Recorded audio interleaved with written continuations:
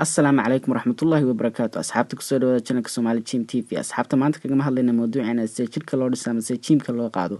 Maanta waxaan kaga hadlaynaa mawduuc inta ka baxsan.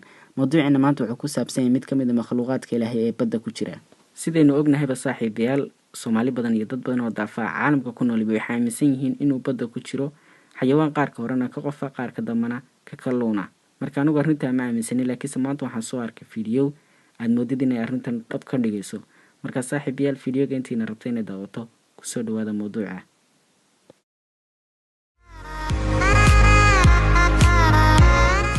asxaabta horta xayawaankan magacyo badan buu leeyahay. mar waxaa la dhahaa mermaid oo af English ah, mar af Soomaaliga waxaa lagu dhahaa gabadh maanyo, mar waxaa lagu dhahaa gabadh badeed. marka anu gabadh badeed baan u aqaanaa, marka qof walba si uu yaqaana laga yaabo saaxiibayaal. badanaa waxaa lasoo sawiraa isagoo markay baddu soo caarido xeebta yimaada isagoo maaragtay qol foofa ama isagoo dhintay. badanaa ma noolaado sida xayawaanka oo kale sida kalluunka oo kale marka badda laga soo saaro ama biyaha ugu dhintaa. waa sidaan ku maqlay markaa daawasho wanaagsan asxaabta videoga.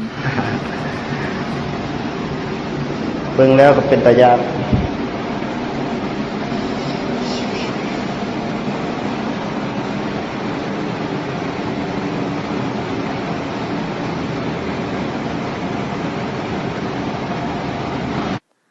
subxaan allah saaxiibayaal wada aragtaan waa xayawaanka halkaas saaran. qaabkii dambena dee qaarkaa dambe wadinka arko waa kalluun, qaarka hore gacmahana wada aragtaan waa laga xidhaysaan isu dhaqdhaqaajin laakiin simka uu dhintay baan malanayaa.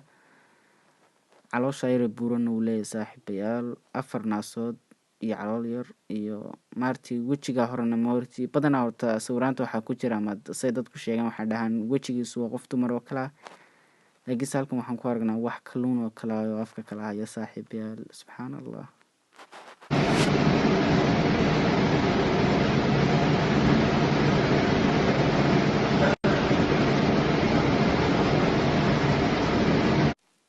saaxiibayaal haddaad videoga ka hesheen subscribe channelka noogu qabo. gymkaanu soo gelinaa waa casharo ku saabsan sida gymka ama jirka loo dhiso saaxiibayaal. videoga soo socdana saaxiibayaal commentiga waxaad soo qortaan waxaa laga soo dhigi doonaa hadduu alla ka dhigo. wixii su'aalaad qabtaana saaxiibayaal snapchatka naga soo wadiyaan xagga dambe videoga kaga soo dari doono. aad iyo aad baa laydinka soo jawaabaya saaxiibayaal.